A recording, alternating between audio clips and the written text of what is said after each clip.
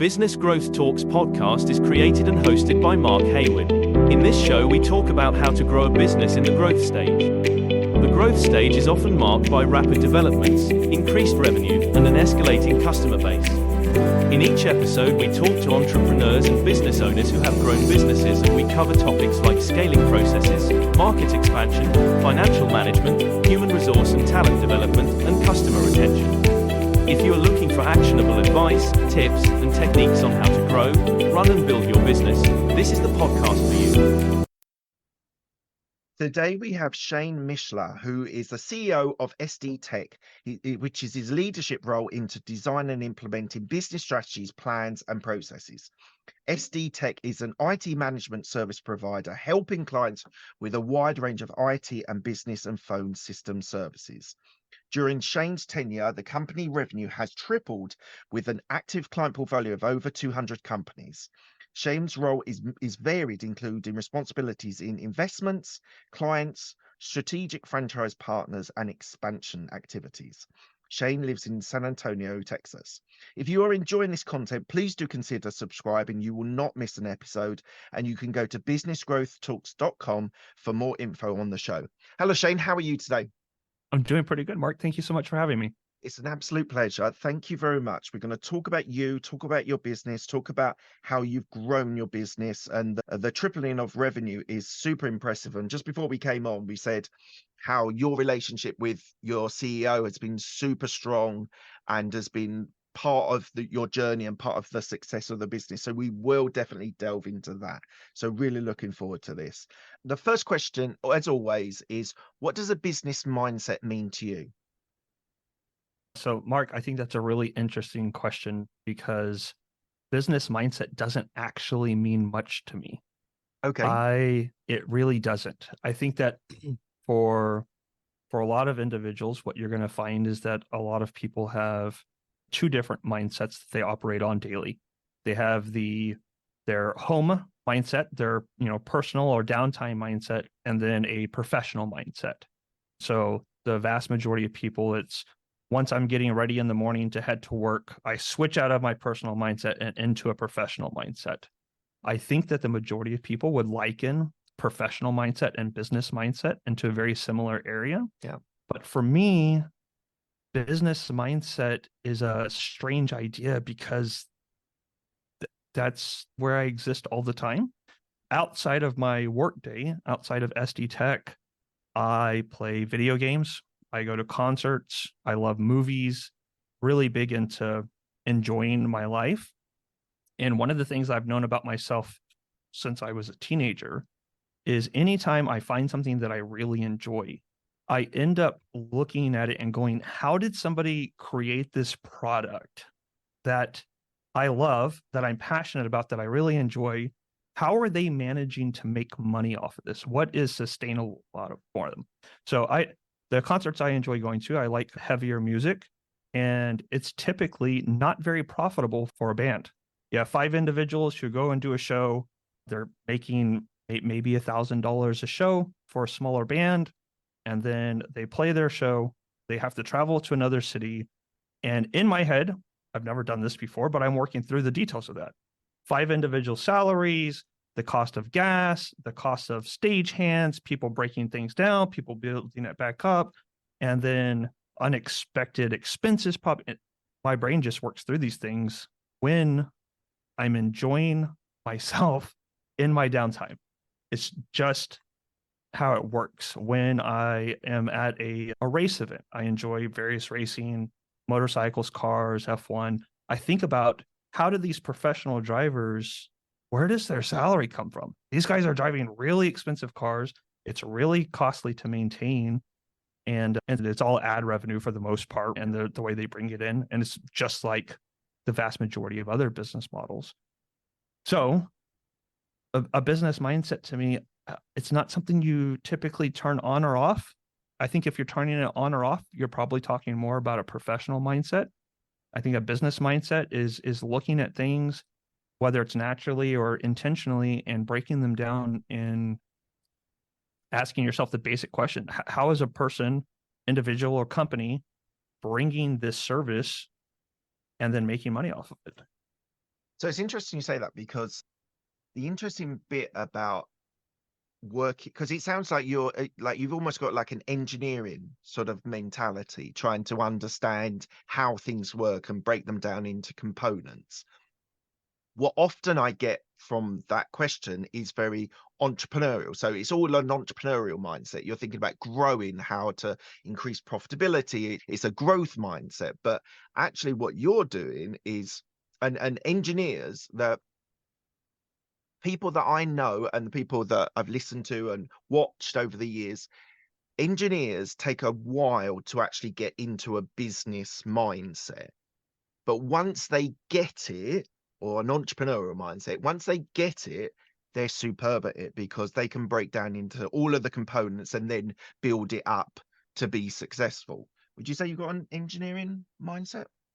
I would. I was in my mid 20s when I stopped, and somebody had asked me a question. It was one of my mentors at the time, and he had asked me a question, and I explained my answer, and then he was like, "Why did you think about things that way?" And I was like, "I usually start from a focal point and then work backwards, and I just break things down and try and understand the layers." And he was like, "Did you ever consider getting into engineering?" And I was like, "No, I don't even know where I would begin. That's not my background is in the arts. I love Right. art. I love music. I liked theater. And typically, a person who's got an artistic background, not usually geared towards engineering." So, him and I had a series of probably over 3 months of conversations, and he really helped me understand how my own brain worked. And yeah, now I'm very comfortable saying I have an engineering mindset.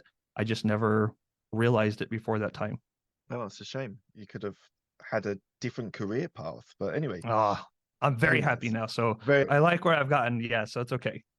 Tell me one thing about your upbringing which reflects on who you are today. One thing that reflects on who I am today from my upbringing.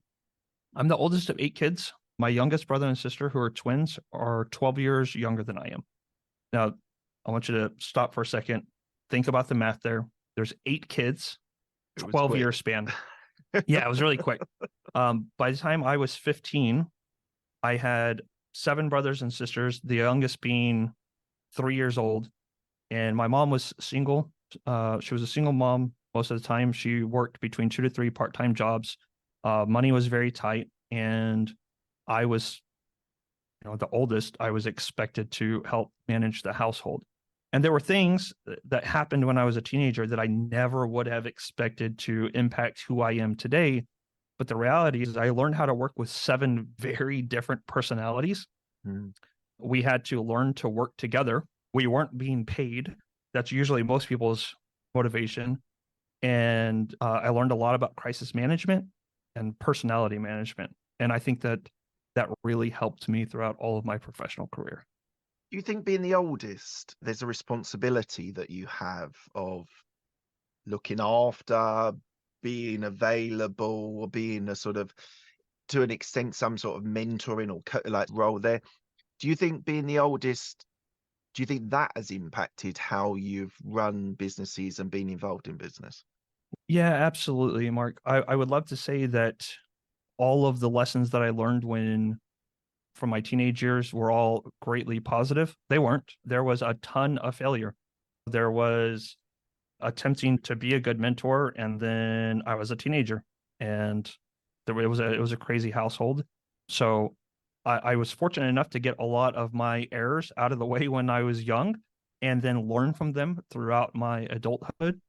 But there's some lessons that I hope nobody ever has to learn in their professional career. Young siblings typically fight. And when there's a bunch of them, the fights can get a little bit out of hand. So when my mom was at work and one of my younger brothers ends up with a broken arm, then I'm having to manage a very chaotic situation, figure out Yeah. how to help get a hold of my mom, get them to the hospital. And this is in the early 90s. Cell phones weren't a thing. The Mm. internet wasn't a thing. I wasn't chatting her. Yeah, so it was different. It was very different. I'm very grateful for the experiences I had, and it's definitely assisted me in my professional career. And the other thing you said that was interesting was about the different personalities that you had to deal with. So in a family of 8, there's lots of dynamics, different personalities, different responsibilities, rebelling, and I'd like to go into rebelling with you as well. But thinking about the personality side, like, how did you, if you were looking after the kids, your mum was at work that evening, how were you able to juggle all of their needs and the personalities that are needed? Some more needy, some more independent. Not well. you, Right. Looking you back, only we think, managed what to can you get do? through. We managed to get through it. There were times where I would say that there was like family activities that, to a degree, that's true. We would have maybe about half of us who would be actively playing games together, and then I would help push a few of us into handling chores. One or two of us would start working on cooking. And there were times, even back then, where I knew that what I was doing was putting some separation between us as a team, because 8 kids it's crazy. It's very chaotic. So when you can separate things a little bit and give people different objectives and goals and get them focused on something, then it would help bring a little bit of control to the chaos. And more often than not, it helped. Of course, at some point in time, one of the 8 are going to choose to rebel and stir the pot and create a mess. But we would manage, we would get through it. And at the end of the day, it was easier because of the fact that we are family. Yeah, absolutely. All right, thank you for your openness and your honesty. Tell me more about SD Tech. What do they do? So SD Tech is an MSP, managed service provider. And Mark, I don't know if you're familiar with industry, but a little over 4 years ago, when I met our CEO and founder, Wes explained to me that SD Tech was an MSP. And I looked at him and I was like, those letters mean nothing to me, man. He was like, oh, we're a managed service provider. And I was like, okay, again, what type of services are you managing to provide? Yeah, we're a managed service provider. Realistically, what we are is an IT consulting, strategizing, and implementation partner. We work with small to medium-sized businesses, a couple of larger businesses, but our focus is on small and medium. And we come in and assist companies with managing their technology when they can't afford or have chosen not to afford having an internal IT team, which for a small company, hiring a technical mindset individual who's going to manage your technology, that may not be the best use of your money. So we come in, we look from ground up, identify what type of technology is going to be used to support this business. We help break down cost strategies and budgeting, and then we assist with implementation and the management after the fact. And that varies from company to company, but somebody like yourself running a podcast, there's a ton of technology that's behind that, right? You have your computer, your mic. If you're using some small mixing board, you have an email account at the very least, internet, and then a basic network that's supporting all of those things.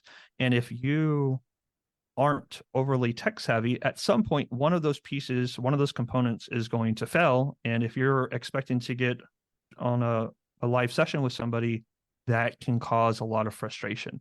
So even with somebody like you, we would partner with you, and whether it's the email, the internet, or any piece of your setup, we assist with those types of things. So I don't mean to simplify too much, but IT support on helping small, medium-sized businesses across Pretty the basic. board. No, I'm Across sorry, the I board. just like to simplify things sometimes. No, yeah, I do too. The one thing I would say is, you were saying about all the setup. So I've got microphones, I've got cameras, I've got lighting, I've got all set up. But actually, if there is, because obviously you don't have, I don't think you've got London clients, and helping me with IT support might be a bit tricky. But if there is anyone, I've never done this before, if anyone is out there listening to this or watching this, that is an IT specialist, that they might have a job or whatever, and they want to come and help me with setup and everything like that, and like updates on the laptop that I've got, please do reach out to me, DM me on LinkedIn. It'll be very interesting if anyone, because my setup is what I've done. I've never, I feel quite envious. There's someone that I am friends with, he's based in Chicago, and he says to me, I've got my IT guy. He comes over, he works for a company, comes over whenever I've got something like have to update my storage or outsource. He just says, it's brilliant. It's brilliant. You need to get one. And I'm like, oh God, I don't have, I'm doing this on a wing and a prayer on research and Googling stuff and YouTubing stuff. So if there is anyone out there that's based in London that would like to give me like an audit, it would be amazing. Sorry, side. No, you're good, Mark. Honestly, having somebody like that can be really helpful. And just so you're aware, 95% of it can actually be done remotely. Oh, really? Okay. Yeah. Okay. Yeah. So a little bit more about SD Tech. We're based out of San Antonio, Texas. So the furthest southern tip of the United States. Yeah. And we have 15 employees, all based out of San Antonio. And I have clients from California to Florida, New York, all across the US. Okay. And I have 11 clients who are in Canada. I haven't broken into the London space yet, but technology, when things are going well, technology is amazing. And yeah, even remote support is what makes us successful. So let's just think about this, because it's one of the questions that I like to bring up on this show is market expansion. So what was the grand plan when you came and joined of market expansion? You say you're covering all of the US, you're covering Canada as well. How did you, when you joined the company and was approaching that idea of we need to go to wider areas, what was the strategy? How did you break it down as I'm sure you would have done? I did. I absolutely did break it down, and in my head, it did not work the way you probably think it did. So when my first 3 months working with SD Tech, I literally shadowed our CEO day in and day out. That's all I did. I took notes. I worked maybe 10% of my time. The rest of the time, I observed, I learned, and I took notes. And during that time, I was listening to the owner, who at that point, he only had 4 other employees, and he had already broken into the far west and far east side of the United States. And he was explaining to me how he wanted to expand his market, and we wanted to get a better footprint in various areas. And my head was going, whoa, we should slow down. We should make sure that what we are doing here locally is going really well before we push further and further out. Our Wes, the founder, the CEO, he has a really interesting mindset. I know I have only met probably 1 or 2 other individuals in my life who truly have this, I want to build an empire and I am going to make it happen mindset. A lot of people, ton of people, the majority of us want to get rich, but actually having that empire mindset is different. I don't want to say we were at odds, but he definitely knew that we were polarized. He wanted to quickly expand, and I wanted to make sure that what we were doing right now was easy to support as we did expand. And it wasn't until 2 years into my role that I did become more confident. And once I became more confident, there was a really quick switch, right? So it was making sure that we were prepared for the growth, making sure that we're prepared for the expansion, because my background, I had worked with bringing on entire new wings of a business, new verticals, and I had seen where quick growth and expansion could lead to imminent failure if you weren't actually prepared. Yeah. And I'm like, man, we have 5 people in San Antonio, Texas, and we're taking care of all of the US. That's massive. And so I couldn't wrap my head around it at first, Mark. But then it was understanding how much of what we do is done remotely, and how it really is about making sure that during the implementation phase, that everything is done 100% effectively. Mm-hmm. And if you make sure that during the implementation that everything is handled with care and with strategy, then it can be handled remotely from thousands of miles away with next to no problems. And that idea of your CEO wants to build an empire, let's just tap into his brain now. It sounds like you guys are very close. You've worked together very close for a number of years. And because I think from my experience of talking to people on this show, probably 150 guests I've had on, you are right. There's people who want to be business owners, entrepreneurs, because they want the flexibility. So one of the reasons why I moved was flexibility. That's me. Yep. I would also like to build substantial businesses, and booking agency is growing. We're doing really well. And we've talked about exit strategy even now, because I was on a couple of shows and people are like, you need to think what an exit strategy is. And we've both come to a conclusion that it would be the business day-to-day activities are someone else's responsibilities, but we still have some involvement. But tapping into that idea, I did an interview with Brad Sugars, who is Action Coach. So a big multinational coaching company. He's been able to systemize what coaching means globally. And he is, and go listen to the episode if you're interested, he is an empire builder. It is all about system. We'll talk about systems and processes in a minute, but it's all about systemizing everything, getting more people in there, retaining clients, building the business, building. How does someone with like you just said, you want that flexibility, you want to be able to have, you might want to be rich, whatever that number is, but how does that compare and contrast with that person that wants to take over the world? For me, his mentality and my mentality, we feed off of one another in the best of ways, because I know that I am a fantastic leader, but I lead from behind. My hand rests upon your shoulder and I'm half a step standing behind you. I'm really good at motivating and building structure in the things that you really need to take it further. But I know that about myself. I know that I prefer working as part of a group, and it's where I do my best work. And that's not without downsides. I can work alone. I work alone quite often, but it's not my preference. It's not going to be what feeds me. So when I met Wes, it was him, and he had not even 4 other employees. He had 3 other employees when I met him, an administrative assistant, a technician, and then an install tech. And everybody, of course, has to wear multiple hats. It's a small business. Yep. And he was doing about $500,000 in revenue with 4 employees. And this is impressive to me. I was like, these are good numbers. You're providing technical support and implementation for small to medium-sized businesses, primarily in San Antonio. That's a lot of work. And so as I was working alongside him and shadowing him, he was recently married. I think he was 2 years into his marriage. His wife is also a workaholic. She's an amazing woman. But I was like, how are the 2 of you managing a marriage when both of you are working? She probably worked 50 to 60 hours a week, and he's working numbers that I don't even feel comfortable saying. He would be up. He was up by 8. That's a lie. He's usually up by about 9 in the morning and managing window appointments.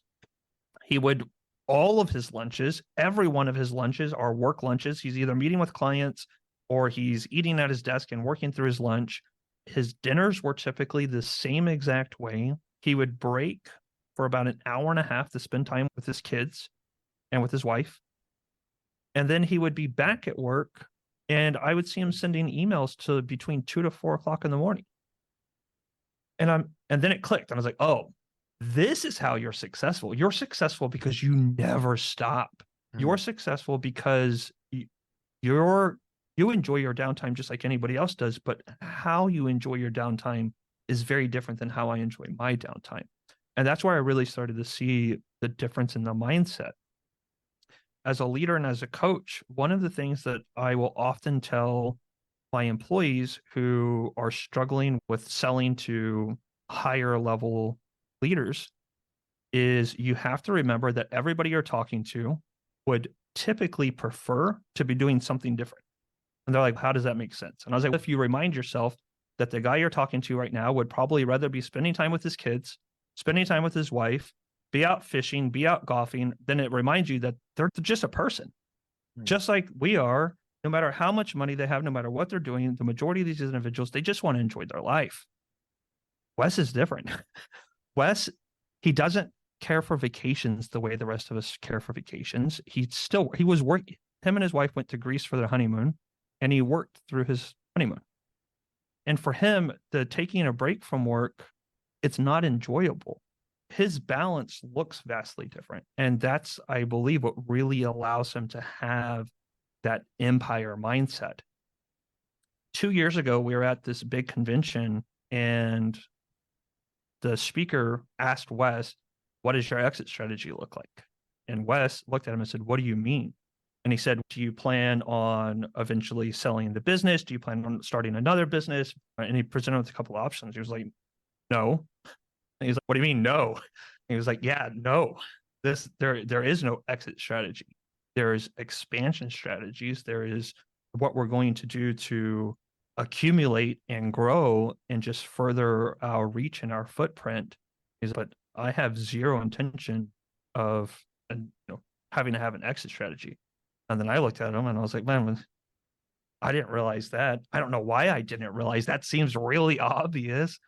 And then we talked quite a bit, and he has reluctantly come up with some, I don't want to say exit strategies, but exit plans in the case that something does trigger a change in his mindset. But that makes him uncomfortable. It's interesting. I want to move on to systems and processes and how you built that. But what I understood of what you said is it's a different leadership style that that people have. So you said you stand behind someone and you guide them, go left, go right, straight on. Where someone like Wes, your CEO, is at the front pulling everyone else along. They're behind him and he's marching forward to the new market, the new expansion. Join me, we're going to the next level, sort of thing. And that's something absolutely fascinating for me, that whole leadership dynamic. And there are so many different ways to be a leader, and equally, they can equally be as valuable. So I think that's super important for us all to understand. So entrepreneurs that are listening to this, just think about that. Like, you have to be authentic to yourself. You have to work the way that works for you. But there are lots of ways of being able to be a leader. So I think that's fascinating. Thank you for sharing that. So let's think about SD Tech, how you were able to triple revenue in the 3 years during your time. I think it's 3 years. And I want to specifically talk about how you systemized and made processes to build that business. So the information you have is a little bit outdated. Thank you to my guys who are supporting me. I've been with the company now for a little bit over 4 years, and we are on track to close out this calendar year quadrupling our revenue from where it was when I started. And a big piece of that is, as you're mentioning, thanks to standardizing processes and procedures. We've basically quadrupled our revenue, and we've tripled our employees. So our staff is 3 times the size. We're floating right around 15 employees now, whereas 4 years ago, I was brought on as an employee number 5.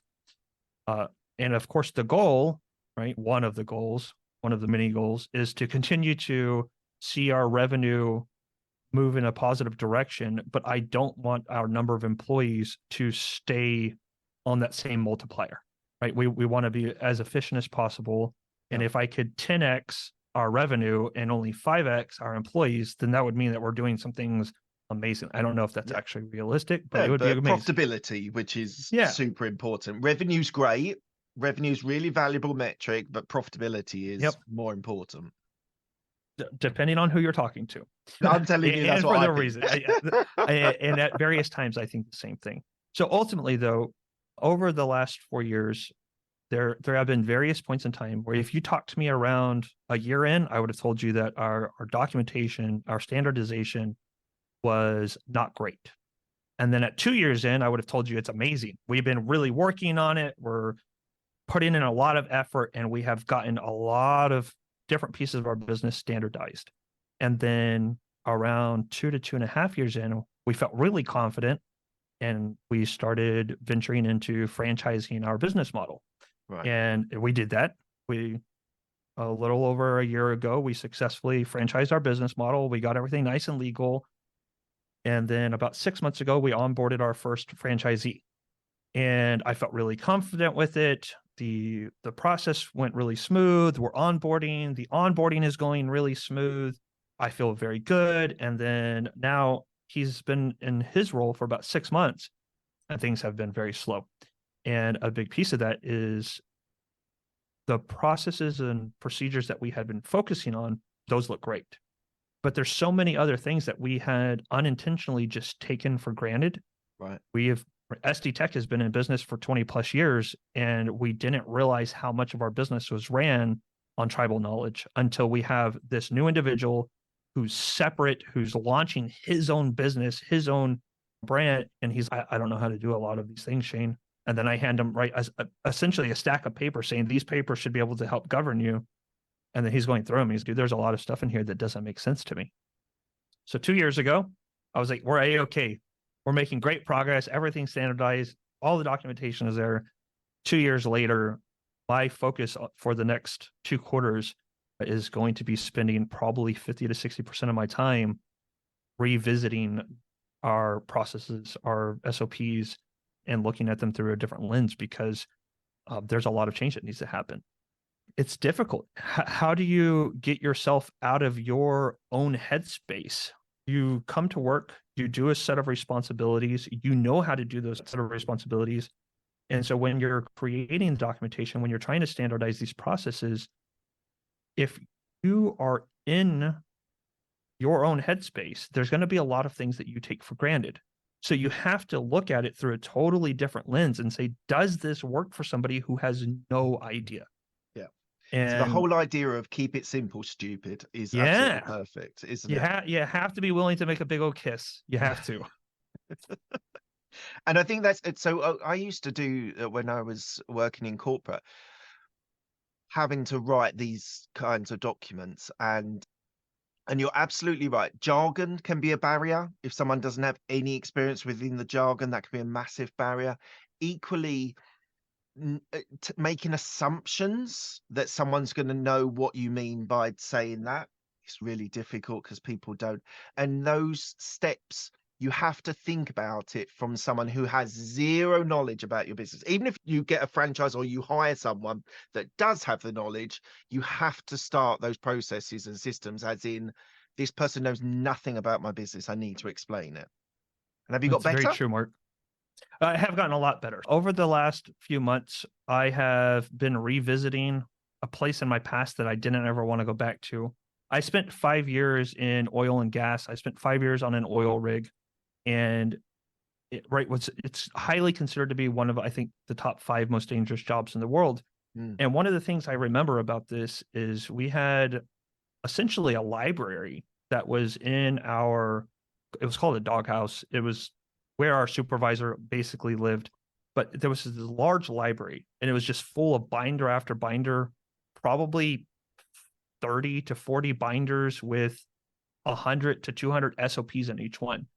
And the SOPs in the oil field, first of all, you will find an SOP for literally everything, to a point where it felt very exaggerated. There was an SOP for how to properly use the restroom. And that's the best one I can. Is it keep the lid up or keep the lid down? If it's all meant, it was keep the lid up. And, there was an SOP for how to make Gatorade, because back then we used powdered Gatorade, but there was an SOP for how to make Gatorade. And I remember thinking, this is the most ridiculous decision. Why would you paid somebody good money to sit down and write how to make Gatorade? But in the oil field, everything was heavily documented, everything, because each of those SOPs were literally written in blood. Each SOP existed because somebody was performing this activity, and while they were performing this activity, somebody got seriously injured. And that was a really difficult concept to wrap my head around then. And then after I left that industry, I never wanted to look back. But now here I am thinking about, why did they have such a vast catalog of SOPs? Why did they have all of these things documented? And for them, it was to ensure the highest quality of safety to reduce people from getting injured. So now I'm looking back on that catalog and going, that is something that I need to emulate for a different reason, right? But there was a lot of value in that, because no matter what it was, everybody knew if you are about to perform this task, it is documented. No, that task probably isn't documented. Why would making Gatorade be documented? I'm telling you, if it needs to be done, it can be found in the library. And so now I want to be able to create that for SD Tech. No matter how silly it seems, It's something that we do on a routine basis. Why do we need this written out? Because we want to hire people that don't do this on a routine basis. Yeah. I want to be able to offer our model to individuals who haven't spent their life learning about technology. And the only way they can successfully do that is by having super strong documentation. So why did you decide to, because it's interesting why you decided to go for your growth model as a franchise? It is interesting. At the point that we settled on franchising our business model, we were actually talking about three or four different campaign strategies. We were discussing opening up our own second shop, if you will, and hiring somebody and then managing them remotely. We had discussed just hiring additional sales representatives who were local to that market so that we had in-person sales. We discussed a few different ways. And honestly, I believe that a really important factor in us deciding to franchise was a conversation that existed between Wes and one of his previous business partners. About 10 years ago now, Wes formed a second business with three of his friends, and it was another MSP. They came together, they worked together for about a year and a half. There was some differences in vision, and Wes stepped away, came back to doing SD Tech full time. Those three ex-business partners are still very close friends of the company. Technically, they're probably our strongest competition in San Antonio. They're our closest friends. We go to the movies once every other month. We never miss a DC or Marvel movie. We all go together. We have dinner. So Wes and these guys were at an F1 race. And while they were there, one of the three individuals said they brought up franchising MSPs and how there's only 4 successful MSPs that have ever franchised. And one of these individuals said, yeah, I think it's a really dumb idea. And Wes felt really challenged. And he was like, why do you think it's dumb? Why? And then so they started going back and forth, and all of it was friendly banter in the beginning.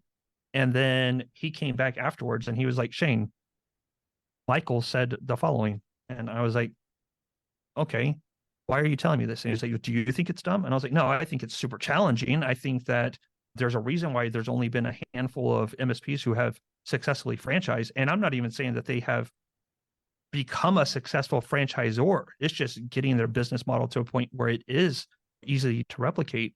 And then the two of us started discussing it. And then I remember going, what is the biggest challenge with opening up an MSP? And the biggest challenge with opening up an MSP is you have to have a vast array of technical knowledge in order to support a business from top down. And the majority of MSPs don't even offer a full suite of products. Most won't do like VoIP or support printers. Everybody has a couple of things that they leave off the table. And we pride ourselves on doing all of the things all at once. We want to make it easy for a business owner. So I was like, that's the most difficult challenge.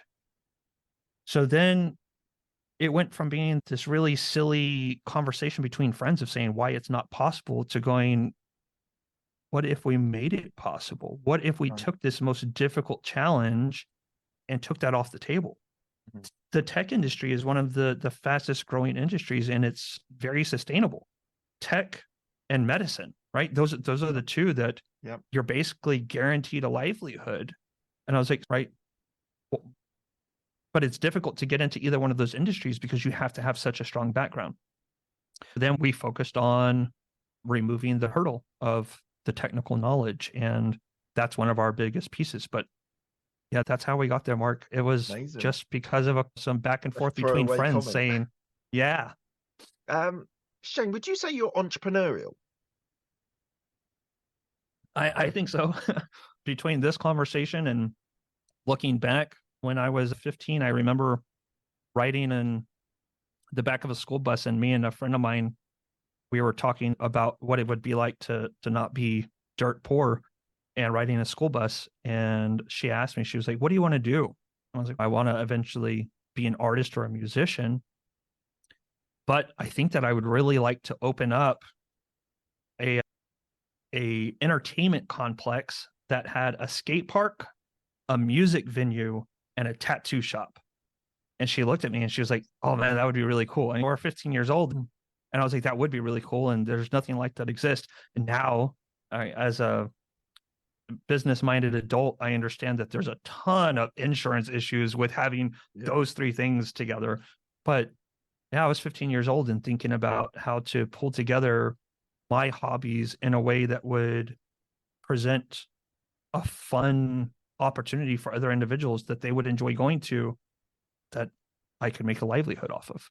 Amazing. And something that's since we started this conversation, and I wasn't going to go there, but I'm going to bring you all the way back to joining SD Tech. So that first conversation with Wes, what was that like? So he's embedded in the business, empire builder. You had some experience, you had other experiences. And I know we're flicking back to the start again, but I'm just interested, that first conversation, your engineering mindset, his entrepreneurial mindset, you come together. What was that first conversation like? So the very first conversation, Mark, was really interesting. We didn't sit down to discuss job. He didn't have an opportunity. I didn't apply for a position. I was actually coaching a longtime friend of mine, a guy I had known since high school. He had been making some really bad life decisions and wasn't in a good spot, and he wanted to better himself. I had offered him to move out of the small town where he was living and come to San Antonio. I offered him a place to stay, and I was trying to help him find a job, assisting him in getting his life back together. Yeah. And he ended up working at SD Tech. And at that point in time, I didn't know what SD Tech was. I had no interest in knowing what SD Tech was. What I knew is that this was an employment opportunity for a guy that I was trying to assist. And over about 6 months, he built up some good tenure there, and he was building good relationships. He was one of the 3 other employees, and he fell in love with the admin. And he just fell in love with her. And he was like, Shane, you have to come meet this girl. You have to come meet this girl. You have to come meet this girl. You have to come. And I was like, bro, just calm down. And so finally he wore me down, and he was like, come meet her. And I was like, where is y'all's office? And he's, oh, we work out of the owner's home. And I was like, you don't even work there. You work out of the house most of the time. You do remote work. And he was like, yeah, come meet her. And so finally I went and to meet her. And so I'm meeting the administrative assistant, and she was pretty cool. And while I was there, Wes came in, and Wes looked at his employee, who typically was a remote employee. And I immediately saw the look on Wes's face, and it was a look of, I need to talk to this man, and he's here. And I was like, oh, you want to have a conversation that's probably not going to be great. And then Wes looked at me, and he was like, who are you? And why are you in my house?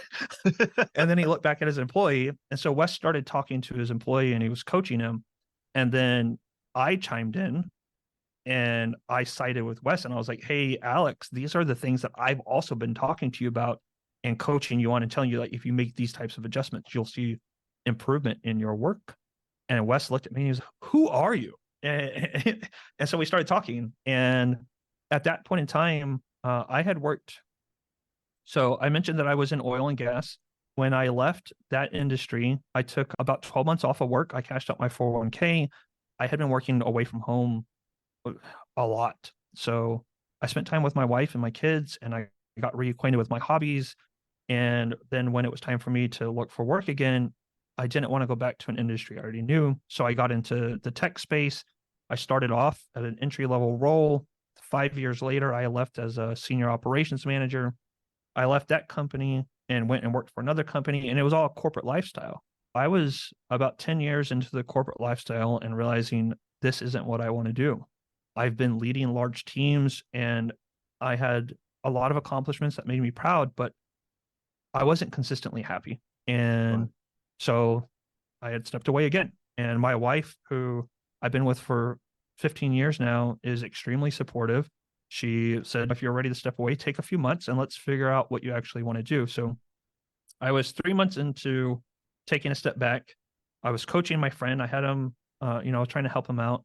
And I was 90 to 95% of the way through a business plan of my own. And I was considering opening up a esports bar and grill, with similar to a regular sports bar, but looking at esports.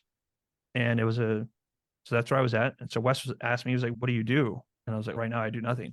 And he was like, so you don't have a job? And I was like, yeah, but you need to understand, like, I'm not looking for a job. That's not where I'm at. And so he asked me, he's, what's your background? And he's just very pointed. And he's, what's your background? And I was like, okay, I'm in this guy's house. I'm just going to answer his questions. So we started talking, and he looked at his employee, my friend, and he asked Alex, he was like, how come you've never told me about this guy? And Alex was like, I didn't think that there was a reason to. And I was wearing an Archer shirt. I don't know if you're familiar with Archer, the animated television show. Sorry, no, I'm not. It's an animated show. It's very adult oriented. And Wes looked at my shirt. He's like, you like Archer and you're into tech? He was like, what else do you do? And so we just started talking. And he asked me if I would go have lunch with him. And I went and had lunch with him. And he was telling me about the background of SD Tech. He was telling me that he had been in business for 20 plus years and that everything was basically homegrown. He was telling me about his clientele and how he had expanded, and that his clientele was heavily relationship based. And so I asked him a few questions that were important to me. I said, do you have a sales team? And he said, no. And I said, and how many active clients do you have? And he told me. And I was like, how many employees do you have? And he said, 3 other employees. And I was like, so you've grown this basically by yourself over this amount of time. And I liked what he was doing. I liked who he was as a person. And there was a spark between us that is really hard to explain, Mark. We became best friends over a couple of hours.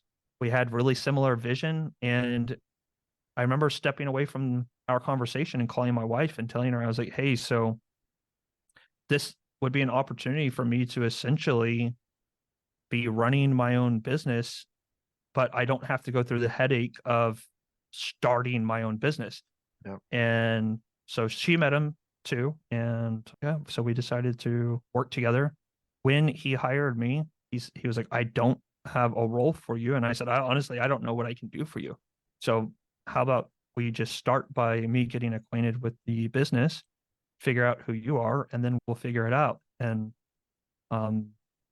yeah, I would say the rest is history. We've been able to make some amazing things happen together. What a great story. Thank you for sharing that with me. Look, we're coming to the end of the interview. I ask the same 6 questions to all of my guests. They're quick-fire questions. They don't need a quick-fire answer. First question is, what's the best decision that you made? Just in general? Just general. What's the best? So I would have to say that the best decision is my wife. I mean, she's been my strongest partner for 15 plus years. We were amazing. She's my best friend. She's my biggest supporter. She's fantastic. Without her, I wouldn't be where I am today. I can't imagine another person who would have been comfortable with me taking 2 pretty large breaks in my life to reevaluate things and figure out what I wanted to do. And yeah, she's been amazing. More recently, outside of that, in my professional career, I'd say the best decision I've made is taking a chance with a small business where a guy didn't even know what type of opportunity he was going to offer me, and then taking the chance to figure out whether or not it could work. Amazing. What's the best piece of advice you've been given? The best piece of advice I've been given, I have now probably given myself out to others 1,000 times, and that's that there's power in partnerships. Don't hesitate to leverage the relationships that you have. And when I say leverage, I don't mean reach out and use people, but leverage those relationships. If there's something that somebody's really good at and you need some assistance with it, ask. Typically, when you're asking for help, you're humbling yourself a bit, and people are usually pretty reasonable and want to help out other individuals. And if another individual feels like they're contributing to your success, usually things are going to go pretty well. And in return, offer your assistance to the people around you. I believe heavily in community and relationships. I love where I live. I love giving back to our city. And it all starts with the power of partnerships. Amazing. Who's helped you most in your career? Not your business partner, not your wife. That's fair. Very fair, because that definitely would have been in the top 2. Outside of that, the person who's helped me most in my career would have been a mentor from probably 10 years ago. He was the vice president of a company that I worked for, and he was willing to have very uncomfortable conversations with me. He's the guy that helped me dig into my own mindset more and helped me understand that I do have a bit of an engineering mindset. He was an individual who helped me understand that sometimes hiring the right person for a position doesn't mean hiring the best person for a position, and that you sometimes have to be very strategic in your hirings. And there's a whole philosophy that just goes behind that. And he took the time to really help me understand things. And I believe that truly helped push me forward in a way that he saved me probably 5 to 10 years. Tell me about a regret that you have. Earlier, you asked me not to say yes. This is Yes. going to be a time where I say no. I don't have any regrets. I look back. We were talking about my childhood earlier. My childhood wasn't great. There were things that were traumatic at best and experiences that I think the majority of people would like to say that if they had an opportunity to remove experiences that they would. And I put in a lot of effort at looking at everything that's happened in my life and finding why there's benefit to it. So I can truly say I don't have any regrets, Mark. Okay.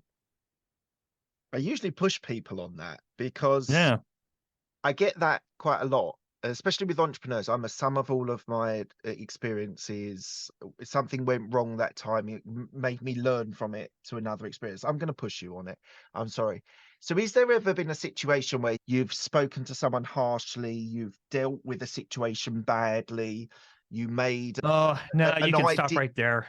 That you could stop right there. That's fair. So I think when you ask that question, it triggers this like high level response that we are the sum of all of our efforts, good and bad. Now, there are definitely some conversations where if I could walk back on conversations and been a little more gentle, taken a little bit more care.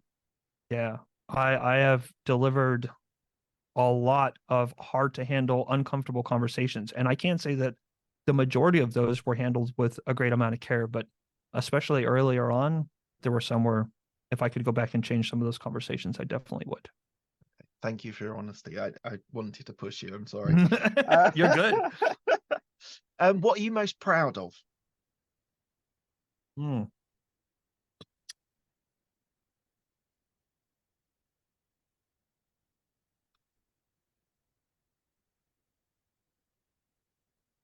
I think I'm most proud of seeing my siblings become successful in their lives. I know that we had a really rough go early on, and it can be a big hurdle to overcome. Uh, I know the efforts that I've put in to take negative situations and find the positives in them, and that's not easy for myself to do. And I know that it can be even more difficult for others to do. So the majority of my siblings have managed to turn out and have incredible lives, and that makes me feel pretty good. Amazing. And what does legacy mean to you? Not the same as it means to a lot of other people who are in our situations. I have a daughter of my own. I have two other children that I've raised. They're all incredibly important to me. And I know that a lot of entrepreneurs are looking to build something that they can pass on to their kids and make things better. I want for my children to find their own reason to be. So my legacy is mine. And it's not something that I'm looking to pass on. It's not something that I'm looking to have an empire that spans generations. I want to be happy and have the most positive impact on other individuals as possible. And that's where I believe it begins and ends for me. I get that. And another question that I've been thinking about, and I'm going to ask this. So usually that's where we stop, and then I say, where can people find you? But I'm going to ask you one other question, which I've been thinking about for a while, and I'll try it here today with you, Shane. So you're a bit of a guinea pig here. Nice. Why do you do what you do? It stems back to the wanting to have a positive impact on the individuals around me. Our life especially right now in this day and age and the things going on in the world. It can be dark. It can be really dark sometimes. And I make a genuine effort, more often than not, to help provide some type of positivity, so to be some type of light for the individuals around me, because I know all too well how bad things can feel at times. And we don't have a lot of time. I mentioned, I believe that community is really important. So it's for others, for myself, to just try and have a genuinely positive impact. What a great answer. Thank you so much. And lastly, where can people find you if they want to reach out to you or learn more about your business? So if you want to learn more about our business, sd-tech.net is our website. You can find the majority of the nice information about what it is we do. You can learn more about the franchising opportunities if that interests you. You can find me on LinkedIn. It's a very boring profile. There's nothing amazing happening there. The most important thing about it is it's a great way to connect with me. You can get in touch via there, Facebook, Instagram, any of the ways. I love building new relationships, partnerships, and yeah, that's the best ways. Thank you so much, Shane. It's been such a delight speaking to you. You're an absolute legend. I think you're one of my favorite guests. So thank you so much for your time. Cheers. I really appreciate that, Mark.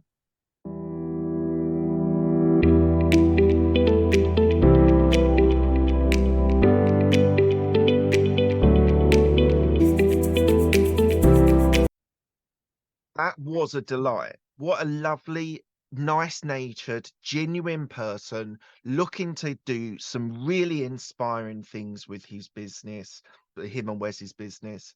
Very humble.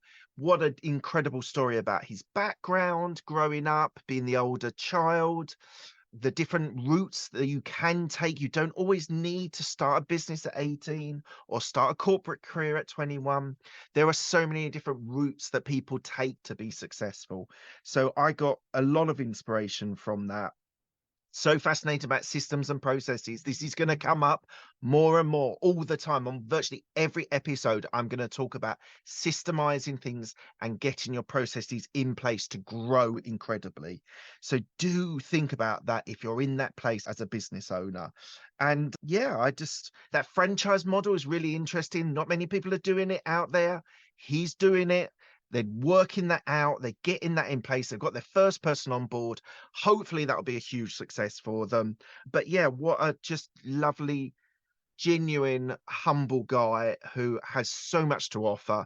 Please do think about connecting with him, whether it's as a business partnership or just reaching out to him to have a chat with him. I think he'd be happy to have a conversation with any of you that are listening. So it was just an absolute joy. So thank you so much, everyone, and on to the next one. Thank you for listening to Business Growth Talks. This podcast is released every Monday, so don't miss an episode by subscribing to all podcast platforms, including Apple and Spotify. Have a great day.